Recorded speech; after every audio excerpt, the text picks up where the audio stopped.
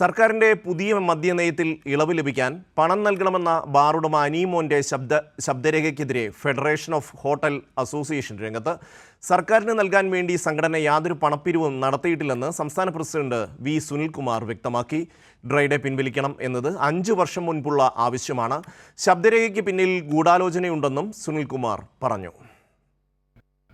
Federation of hotel association vice പ്രസിഡന്റും ഇടുക്കി ജില്ലാ പ്രസിഡന്റുമായ അനിമോന്റെ ശബ്ദരേഖയാണ് പുറത്തുവന്നത്. മദ്യനയത്തിൽ ഇളവ് ലഭിക്കാൻ ബാറുടമകൾ 2.5 ലക്ഷം രൂപ വീതം നൽകണമെന്നാണ് ശബ്ദ സന്ദേശത്തിലെ നിർദ്ദേശം. സംസ്ഥാന പ്രസിഡന്റിന്റെ നിർദ്ദേശമനുസരിച്ചാണ് പണപ്പിരിവെന്നാണ് അനിമോൻ പറയുന്നത്. എന്നാൽ ശബ്ദരേഖ തള്ളി സംഘടനാ പ്രസിഡന്റ് വി സുനിൽകുമാർ രംഗത്തെത്തി.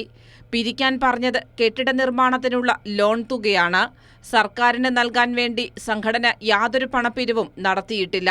ഡ്രൈഡേ പിൻവലിക്കണം എന്നത് 5 വർഷം മുൻപുള്ള ആവശ്യമാണെന്നും സുനിൽകുമാർ പറഞ്ഞു. അപ്പോൾ ഇത് മുൻകൂട്ടി പ്ലാൻ ചെയ്ത് ഒരു ഗൂഢാലോചനയുടെ ഭാഗമായിട്ടാണ് ഇതെല്ലാം നടന്നിരിക്കുന്നത്. 1 രൂപ ഒരാളിൽ നിന്ന് ഇന്ന് വരെ ഞങ്ങൾ വാങ്ങുന്നെങ്കിൽ അക്കൗണ്ടായിട്ട് മാത്രമേ വാങ്ങിക്കുള്ളൂ. ഒരാളിൽ നിന്ന് 1 രൂപ ഇതുവരെ വാങ്ങിച്ചിട്ടില്ല.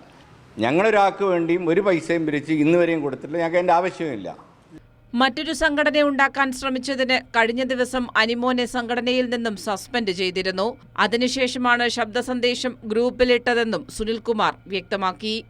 ഇപ്പോൾ സംഘടനയ്ക്ക് നിരക്കാത്ത രീതിയിൽ വേറൊരു അസോസിയേഷൻ രൂപീകരിക്കാനുള്ള ശ്രമങ്ങൾ നടത്തി എന്നുള്ളത് കൊണ്ട് തന്നെ അനിമോനെ സസ്പെൻഡ് ചെയ്യാൻ തീരുമാനിച്ചു. അപ്പം തന്നെ അനിമോൻ അവിടെ നിന്ന് ഇറങ്ങി വെളിയിലേക്ക് പോയി. അല്ലാതെ ഇതുമായി ബന്ധപ്പെട്ട് വേറൊരു ചർച്ചയും ഞങ്ങളവിടെ ചെയ്തിട്ടില്ല. കഴിഞ്ഞ 10-25 ദിവസം മുമ്പ് ഇത്തരത്തിലൊരു പരാതി വരുന്നു. ഇങ്ങനെ പൈസ പിരിക്കുന്നതായിട്ടൊരു പരാതി, പിന്നെ ബിൽഡിംഗ് ഫണ്ട് പിരിച്ചു അത് പ്രസിഡന്റ് എടുത്തുകൊണ്ട് പോകുന്നതായിട്ടൊരു പരാതി.